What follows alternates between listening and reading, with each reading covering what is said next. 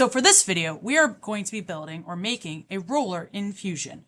These are the dimensions that Project Lead the Way gave us, so let's do it.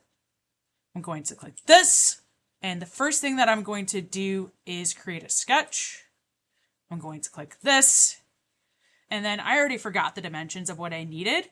So now I'm going to go here, and I'm actually going to start with this top part right here because I have a clear dimension of how tall it's supposed to be. Okay, so it says 0.625 is the square, and then, yeah. So let me do that. Click Fusion. I'm going to click Create, Center Rectangle, and then I'm going to type in 0.625, tab, 0.625, tab, press Enter. So far, so good.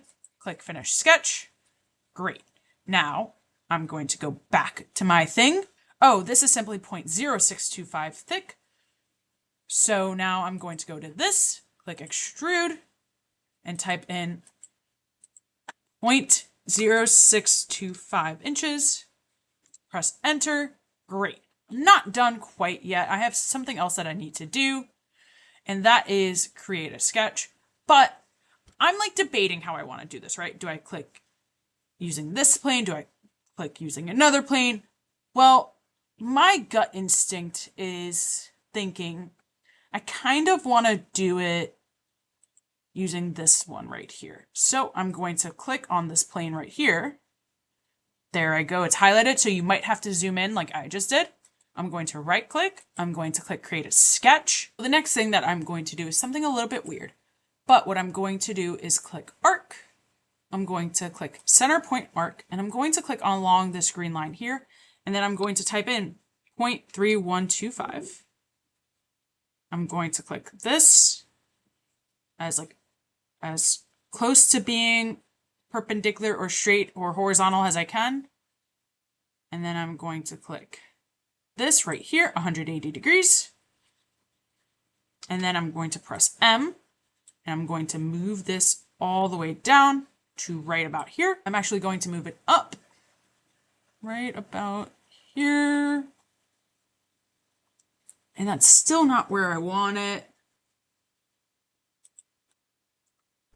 So what if I go 0.3125, 33, 335? You have to kind of guess and check. Press Enter. And then I'm going to have a line, and I'm going to connect it. So now I have to auto constrain. Brilliant. I don't always recommend auto constraining, but sometimes it does the job. Click Finish Sketch. And then now I'm going to click Extrude. And I'm just going to extrude it the length of this. And it should be 0.625 actually, because that was the length of the square.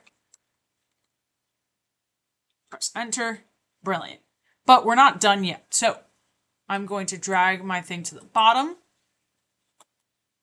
I'm going to click Create Sketch after I right click this.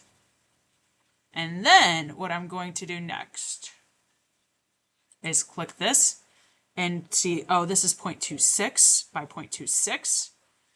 So I am going to click Create, Rectangle, Center Rectangle, type in 0.26, tabs 0.26, press Enter, and then I'm going to click Finish Sketch. Okay, so now I'm going to click Extrude. It says 0.1875, so that is what I'm going to extrude that as.